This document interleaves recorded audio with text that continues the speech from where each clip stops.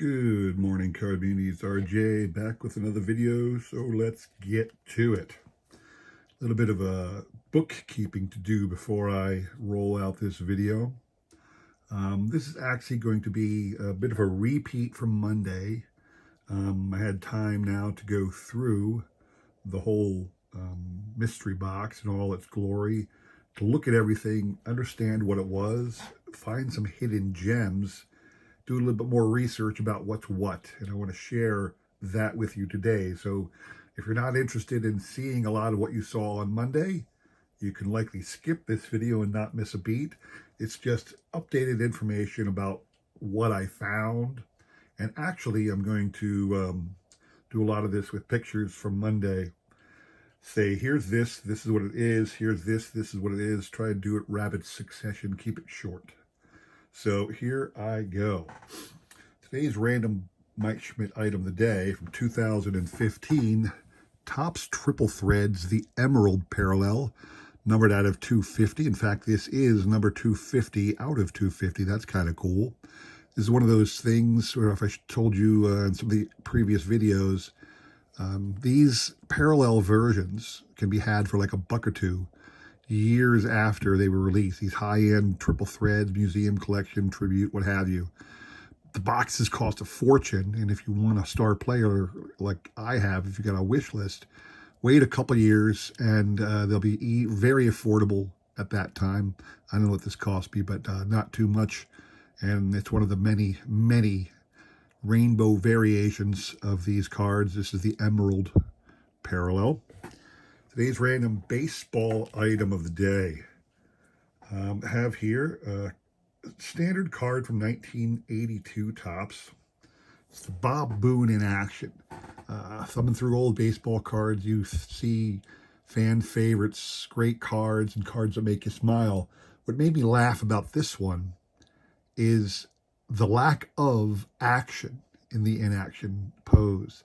And Topps did this a lot. There were several cards in the inaction group from 1982. I beg you, if you have the set, or even if you don't, just Google the inaction poses, and several of them really are action photos, but a whole bunch of them were just like stock poses. Here he is in his batting stance. It's far from inaction, it really is, but it just makes me smile. The kind of things Topps would do to try and, keep up with the what do you want to say, keep up with Donruss and Fleer as they were just coming on board. So the 1982 Topps Bob Boone so-called inaction pose. There you go. The trivia question for today, another great prize to give away. This is Yordan Alvarez, quite the prolific star these days. This is his Bowman Platinum card from last year, a little bit of rainbow shine to it. Bowman Platinum, last year's Yordan Alvarez, if you can answer this question. Now, this might confuse some people. If you read my original post on Monday, I got the questions wrong. I typed in today's question for Monday's video. So the video was saying one question, but my text was saying another, and I figured it out pretty quickly. I updated the text, but some people had already guessed. So if you're hearing it now, or if you're reading it, you might get confused if you're one of the early listeners, because it's the same question you think on Monday. But no, this is Wednesday's question. Hall of Fame time. So I said the Hall of Fame currently has 342 plaques on the wall, 342 individuals elected. Not all of them players, some umpires, executives, managers, founders of the game, and the like.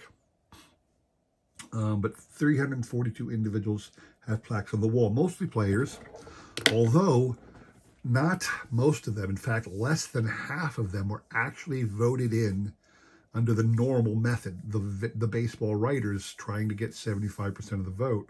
Most of them were, the majority of people in the Hall of Fame were voted in by veterans committees in whatever form the committee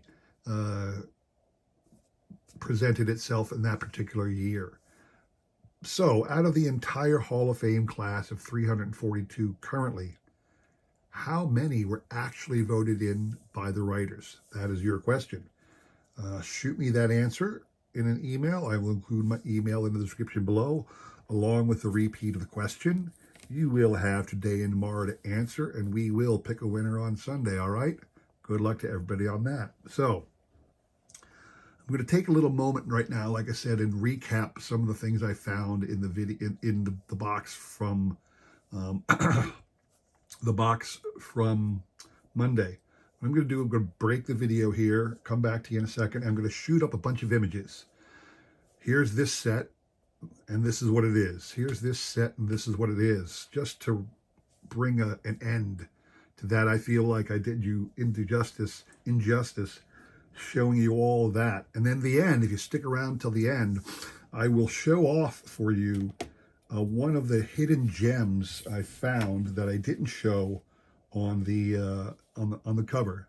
So do stick around for that, and come back at the end, and we'll talk a little bit more about some of the cool things I found. All right, give me a second. I'll be right back. Okay, one of the first things I showed off were the Unopen Football products that I received, things I don't want. Starting with the 1990 Topps football set, still sealed, factory sealed. 1991 Upper Deck, still factory sealed. 1991 Fleer Ultra unopened box of packs, all of which I'd be willing to part with if you so choose. Send me an email. Another little football item that I am considering keeping is this 1991 Domino's Pizza quarterback set of 50 cards. This one was still sealed. If you recall, I did get a second one that had the seal removed. I'd be happy to send that out to anybody who's interested in, but because this one is a set and RJ collects sets, and it is still in its sealed state, I think I'm going to hold on to this one for a while. All right, if you recall this particular item, it is from the U.S. Postal Service, their 2000 All-Century Team Postcards. Now, this one is a little different than the one on the tradingcarddatabase.com. Both of them list 20 different postcards of all-time greats. This one is different, though. These are pre-stamped postcards, whereas the other one is not a pre-stamped card. On the back of all of these postcards, you will find in the corner a printed stamp, one of the legend stamps that they came out with in the year 2000. So this one's Eddie Collins, but again, the whole thing is filled with 20 cards of all-time greats, going back from Cy Young all the way to Roberto Clemente. And it's just right up my alley. There's no way I'm ever going to get rid of this. This is a keeper for me, but it's really cool. Now a list of card sets that I got that I'm actually willing to part with because I already have. Starting with the 1991 Pacific Trading Cards Nolan Ryan Tribute Set, Series 1. 110 cards. They did another 110 in 1992. That was Series 2. In this one, 1990 AGFA Film, all-time greats. 22 great cards in this set. You can see Hank Aaron and Willie Mays there. This is from 1985, a reprint set from Galasso, the 1935 Gouty 4-in-1. Awesome little reprint set, classic cards everybody knows and loves.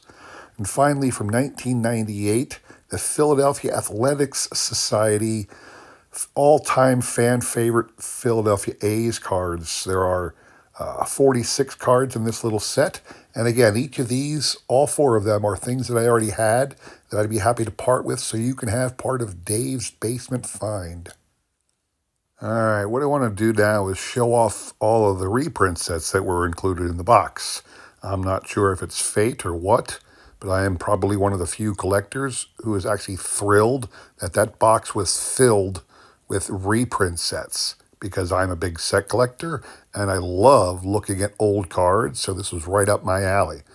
The first one here, I'm listing them by year of when the originals were produced. So this is from 1887, a 1976 reprint by the SSPC company of the what's called Scraps, the 1987 World Series champions of that year, Detroit of the National League versus St. Louis of the American Association. Several Hall of Famers, but this is the first of the various reprint sets I got, 18 total cards. All right, this next set of cards came out in 1906 originally. This is an unknown reprint. It was called Fan Craze because that's the name on the back of the game card. You can see here the games had different, I guess the cards, each card had a different action, along with a great Hall of Fame or otherwise legendary player of the time. There were 51 cards in the American League set with a blue back and 47 in the National League set with the red back. Again, I have all but one of the American League. For whatever reason, there was one card in that American League set, one of the blue back cards that isn't in the set. I don't know if those guys, Mike or Garrett, if you still have that one lying around, let me know. But I do have all 47 from the National League. And again, to me, it's a full set. I'm thrilled to have them. All right, this set was a reprint from 1992 and an unknown manufacturer. It is the 1910 through 1912 Plowboy Tobacco. Must have been a Chicago firm because what you see are 49 or 50 cards, depending upon if you have the error name variation of either Chicago Cubs or White Sox players. Plowboy Tobacco 1910 through 12. Okay, this is a reprint set of a fairly well-known card set, the 1911 Mecca Cigarettes Double Folder. This was released in 1988 as a reprint by a company called CCC. It's like Card Collector Company or something like that. Those who know, you can see that on the back was a torso of a player who, if you folded it forward, would cover the torso on the other side and occupy his legs temporarily. A lot of big name players in this. Both players were the same team, front and back of each card, so it worked out well that way. But this is a very, very popular set. There are 50 total cards in this set and in this reprint, so I am thrilled to have this. Don't know if I'll ever get a real double folder, but it's cool to have the reprint. All right, this one I found kind of interesting. It is a reprint of a game in 1913, unknown year and manufacturer of the reprint, but it is called the National Game Card Set from 1913. There were 52 cards plus a rule card and another little card about how to play the game. The card set is an exact replica of another set issued the same year called the Tom Barker set, because it says, the back of that one says Tom Barker on the back, whereas this one simply says the baseball game. And the Tom Barker one doesn't have the rule card nor the secondary card, so there's only 52 there. It really is unclear why two manufacturers put out the same card set that year, but this is called the National Game Set from 1913. It's a reprint. From 1931, we have the 1997 reprint of the W517 set. I don't know anything about how it was released or what it came with. I do know that this particular reprint set came in that cellophane pack with a bunch of different 3-panel cards. Each one could be cut or torn apart maybe, but that was the way this set came. There are 57 total cards in the original set, and in fact, looking on tradingcarddatabase.com, that original set was available in a mini format as well. There are a couple duplicates because some of the panels contain duplicates of some of the original cards. There are a few duplicate players as well in various poses, notably the Ruth and Mickey Cochran. This is from 1931, the W517, a reprint. All right, this one was a very well-known set. I've seen a lot of collectors showing off this card set, especially the card at the bottom left, which is the Lou Gehrig. This is the 1933 Delong gum set. It was a reproduction issued in 1972 by card manufacturer TCMA, who's done a lot of other great card sets over the years. The original set has 24 cards. This reprint also has 24 cards, but for whatever reason, what came in the mystery box was only 18 of the 24 cards from that reprint. So I'm going to have to, either track down the missing, 6 cards, or what might be just as easy would be to purchase my own complete set. I don't know. But this is the 1933 Delong reprint set. All right, from 1941, we have the 1941 Gouty Yellowback. This was a set of 33 cards issued in 1933, although this reprint is from an unknown manufacturer in 1988. The cards were available in four different versions: red, yellow, green, and blue. Same picture, just a different color.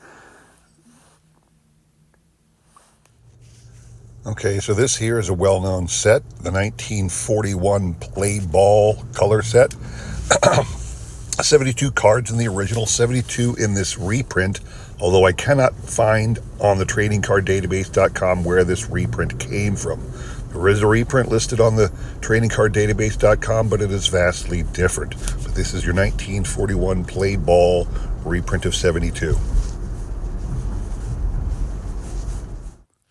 From 1948, we've got the 1948 Bowman Reprint set. This is a 1988 issue by CCC again. 48 total cards in the 1948 Bowman, 48 in this reprint set. The two most famous ones are rookie cards of Yogi Berra above my thumb and Phil Rizzuto to the left of my thumb in this photo. 1948 Bowman reprint. And this, what I thought was a 1949 Bowman color reprint, is in fact a 1949 Bowman color reprint of the Pacific Coast League set issued that year. 36 cards in the set, 36 cards in this reprint set. Also issued in 1988 by CCC. 1949 Bowman Pacific Coast League. All right, so this card set is a 2-series set. One of the things I found in this box, and I can't believe my luck, my joy, my thrill, because I don't think it's going to be easily found by very many other people. About 131 cards issued in 2 years, 1976 and 1977, by somebody who's listed as HGC or RTS, RET. And it was issued in coordination with the 1976 Philadelphia show and the 1977 Philadelphia show, comprised with black and white photos similar to the 1948 Bowman, featuring all manner of player, executive thing. It's just fantastic. And on the back, you can see it was issued in coordination with those Philly shows, 76, 77. Lastly, a set of cards that really isn't a reprint. It's actually a unique set issued in 1982, a company called GS Gallery. 24 cards of the all-time greats. I have 15 of the 24. I'm not sure why. I only got 15 out of 24. Maybe they didn't have a complete set in Dave's garage or basement, but I'm trying to acquire the others. Lastly, an update on the 2 Hall of Fame Plaque postcards I got. This is, in fact, the original Jackie Robinson Plaque text postcard, so that was absolutely fantastic because I can't ever find it at the Hall of Fame. Had to find it at a dealer showcase, and instead it was part of the mystery box, so I didn't have to waste anything special getting this card. I'm happy to have it in my collection. As for the other one, the Mantle Postcard is from 1978, issued by Dexter Press, one of 54. The mantle is always orange, while some of the other Hall of Fame borders vary in color. This is one of those rarities where it's one of 54. I'm never going to get any of the others, so it really doesn't fit in my collection. This card I am happy to get rid of. If somebody really wants it, please let me know. All right, if you recall, I was very excited to see these in the box. I had bought these as part of a separate lot. They are Bob Parker cards issued between 1977 and 1981. Bob Parker drew a series of illustrations in 1974, including 24 pictures, did 3 separate releases in 1977 of 24, and then went hog wild with a set of 131 different Hall of Famers spanning 1977 through 1981. They are just beautiful cards. They can be had regularly online, but they're going to cost you like, $15 to $50 a pop. So I got 13, and I'm happy to have 13. I ain't ever parting with these, but they're great cards. Look up for Bob Parker cards.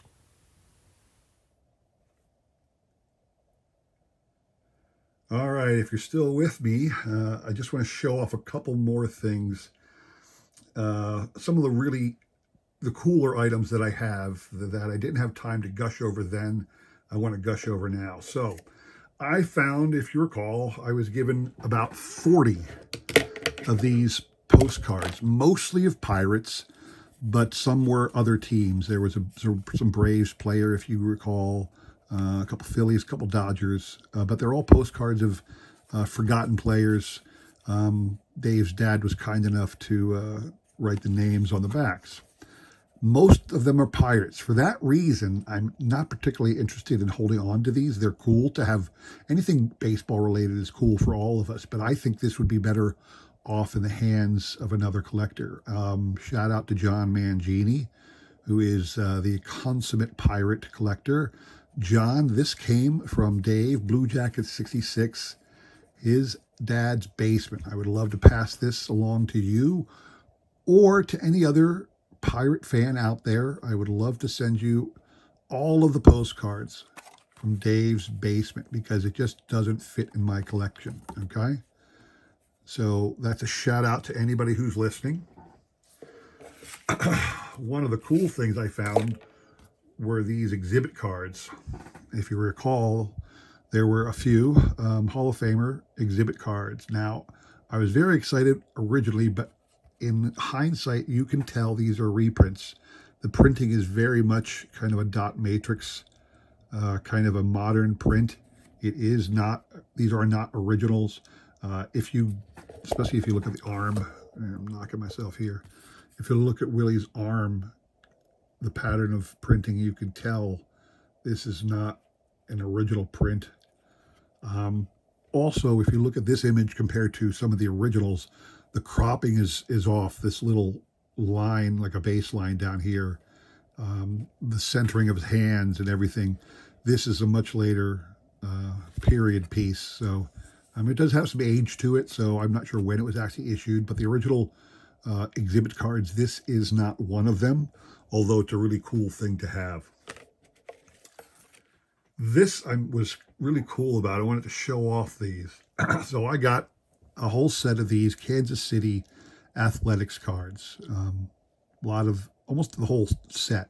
Apparently, and this is from 1960, they're the original cards given away at the stadium. I suppose you could buy your photo pack at the Kansas City Stadium, and it was the whole team.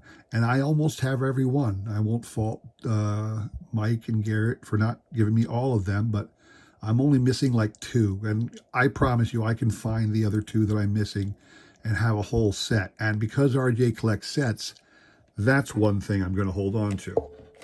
The other thing I want to show off in person today, I hope you did enjoy the recap I just did, but the 1961 Golden Press cards, I did pull these and show these on Monday. I went online. I knew that these came out of a book, all right? That Golden Press book is still available in untorn format. There's a lot of them on the bay. Prices range all over the place. I saw one for like $400 and I saw one for over $1,000. I did note that the 3 players on the cover were Babe Ruth, Grover Cleveland Alexander, and Mel Ott. So it's highly likely that those 3 cards are probably the most expensive in high grade because they probably got the most damage over the years due to wear, because they were the cover cards. These guys were internal, Dazzy Vance and John McGraw. But what I'm thinking about doing is buying the book. I don't know if I'll leave it intact because these cards graded and slabbed will fetch a good price, anywhere from 10 to some of the bigger name players. If they're PSA 10s, you can get $100, $200 for them. I'm thinking about running a PSA set registry because there's only 33 cards. I can get it done in like 3 years, budgeting my funds for grading purposes. But I saw these not too long ago on the Bay, realized they were very inexpensive. I thought that's a cool set registry to run. Because again, your average player is going to cost you $10 to $20 for a good graded card. And I thought that'd be a fun set to put together.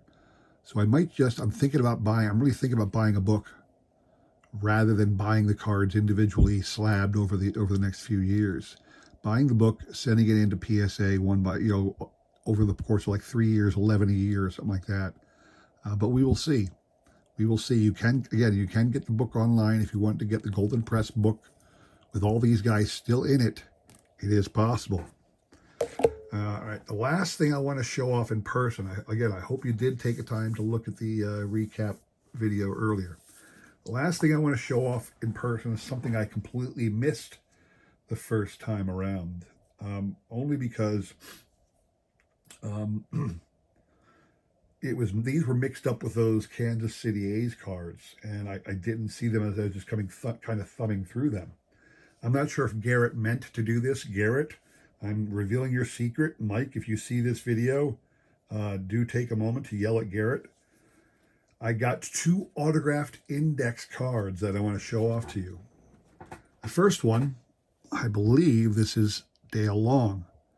Dale Long was a Pirate, although he played with many teams over his career. He played from 51 through 63. And the reason he's known mostly for the Pirates, I believe it was when he was playing with the Pirates that he set his record that he's most known for. He was the first player to hit at least one home run in 8 consecutive games. That is a feat that was matched by 2 other individuals, Don Mattingly and Ken Griffey Jr. I'm not aware of anybody else surpassing that feat since. Maybe I'm wrong, but Dale Long was the first. And this is a autographed index card of Dale Long. The other one was Hall of Famer Earl Averill. Earl Averill, again, autographed index card of Earl Averill, just kind of slipped into the collection. I'm not sure if Garrett meant to do it or if they didn't realize that these were inside or mixed in with the Kansas City A's things. But it's something I neglected to show off on Monday's video, and I wanted to take a moment to show it off today. So there you have it. This was another long video. I apologize for that, but I really wanted to educate everybody with exactly what I got out of that mystery box. And once again, to thank Mike for hosting an auction. Thank Garrett for running it. And of course, thank Dave, BlueJacket 66, for allowing the whole card community to own a piece of what came out of his basement, to share his cards with the greater card community. It's something, that the community, it's sharing your collection, sharing your love of the cards that you have is one of the best things about our card community. And Dave showed it off real well with doing that. So that's all I have for you today, everybody. I hope you enjoyed that. I will have my Sunday trivia video. One more trivia question and prize on Friday. And then I'll be taking some time off. If you look at Friday's video, you'll see what I'm talking about. I am taking the month of December off, and I'm not going to be filming any videos. I've pre-recorded a ton of stuff. You'll see what I'm talking about on Friday. But that's all I have for today. Please come back for Sunday's trivia question, for trivia recap, I should say, where we give away the prizes. And, yep, thanks for watching. If you liked what you saw, please consider like, subscribing, commenting, and all that jazz. I really do appreciate it. So have a great day. Take care.